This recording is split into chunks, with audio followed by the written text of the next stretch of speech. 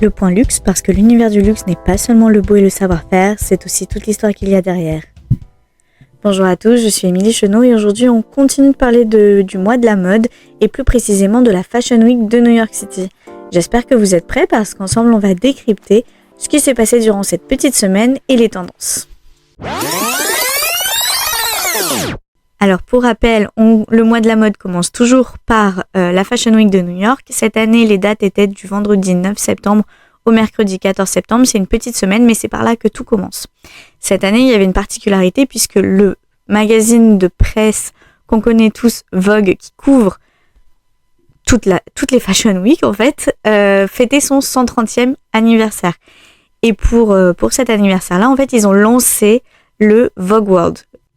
Alors durant ce Vogue World, il s'est passé beaucoup de choses, mais notamment on va parler de l'ouverture de ce défilé qui a été fait par Serena Williams dans une tenue dorée signée Balenciaga. Elle a ouvert avec des enfants qui étaient en tenue de tennis. Ça rappelle en fait son sport, mais aussi l'ouverture par une femme de pouvoir qui a aujourd'hui fait la couverture du magazine.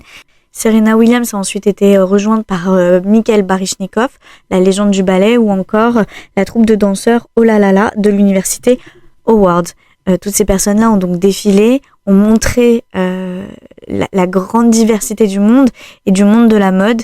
Finalement, par cette ouverture-là et cette suite de défilés-là, Vogue a juste remis la mode à la rue. Et en fait, la rue, c'était le podium de la mode pour ce défilé-là. Et ça a montré toutes les sortes de mode, toutes les sortes... C'était une ode à l'inclusivité, peu importe l'âge, peu importe le poids, peu importe la personne que tu es, le métier que tu fais. En fait, Vogue a tout mis ça en avant et a dit, vous êtes la mode. Et c'est ça qui est génial par cet événement-là. Alors ensuite, il y a évidemment le défilé, le clou du spectacle, avec les sœurs Hadid notamment qui étaient présentes. Mais on n'est pas sur un défilé protocolaire comme on a l'habitude de voir. On est plus sur un défilé où les mannequins dansent, rigolent, s'amusent. Et le clou du spectacle, c'est Lil Nas X qui a en fait terminé le défilé par son tube Industry Baby. C'était une façon de montrer que la mode, elle est partout et aussi dans la musique. Donc commencer par Serena Williams, grande sportive, et terminer par la musique, ça montre tout simplement que oui, Vogue a réussi à rassembler les légendes, mais aussi à dire que peu importe le travail que tu fais, ton métier c'est ton podium et la mode elle est partout, quoi. Le deuxième temps fort de cette Fashion Week, c'est celle du défilé Tommy Hilfiger qui a eu lieu le 11 septembre. Pour rappel, le défilé cette année a été en collaboration avec le créateur Richard Quinn. Si vous n'avez pas écouté mon podcast, mon épisode sur la reine Elisabeth, Richard Quinn, c'est le premier créateur de mode qui a eu le prix Queen Elizabeth II for British Design en février 2018. C'est d'ailleurs le premier défilé auquel la reine Elisabeth II a assisté aux côtés d'Anna Wintour. Donc c'était un vrai... il était tout jeune créateur à l'époque, c'était il y a 4 ans, et c'était un vrai chamboulement finalement dans le paysage de la mode anglaise.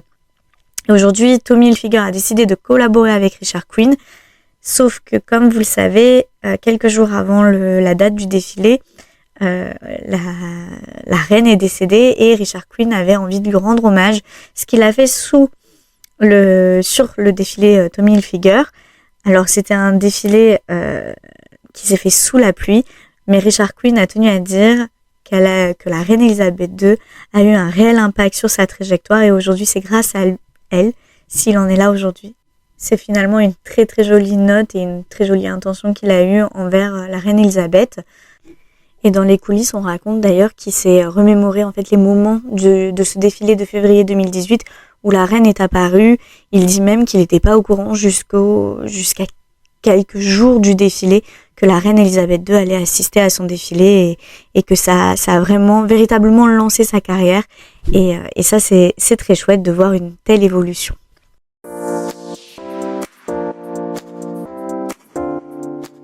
Lors de cette New York Fashion Week, on a eu aussi l'occasion de voir un revival d'un film que moi j'apprécie particulièrement, Le Diable s'habille en Prada.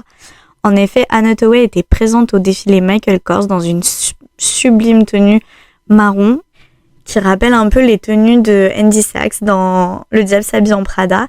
Et on l'a vu en grande conversation avec Anna Wintour. Et oui, elle-même a beaucoup fait réagir les internautes et même les faire rire parce que c'est un duo quand même improbable et qui nous rappelle finalement ce film très emblématique des années 2010 et qui a marqué beaucoup d'amoureux de la mode, dont moi. Donc c'était la petite anecdote en plus de ce podcast.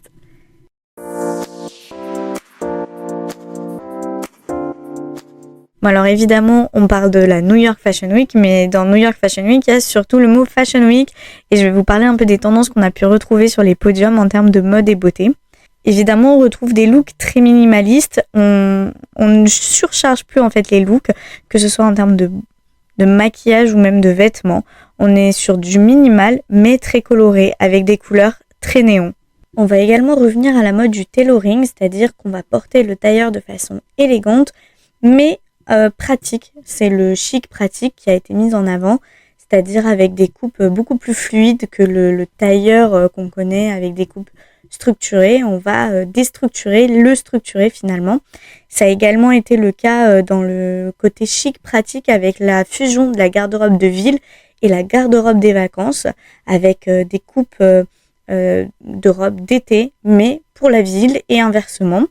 On a notamment vu ça dans la garde-robe de Michael Kors, Tommy Hilfiger, Coach ou encore Fait Noël. Bref, vous l'aurez compris, les tendances pour le printemps-été 2023 selon la New York Fashion Week, c'est la mode à la rue, les couleurs, l'inclusion, mais aussi le chic pratique. Alors, vous validez ou pas ? C'est la fin de cet épisode spécial Fashion Week de New York. On se retrouve dès la semaine prochaine pour parler de la Fashion Week de Milan. À très vite !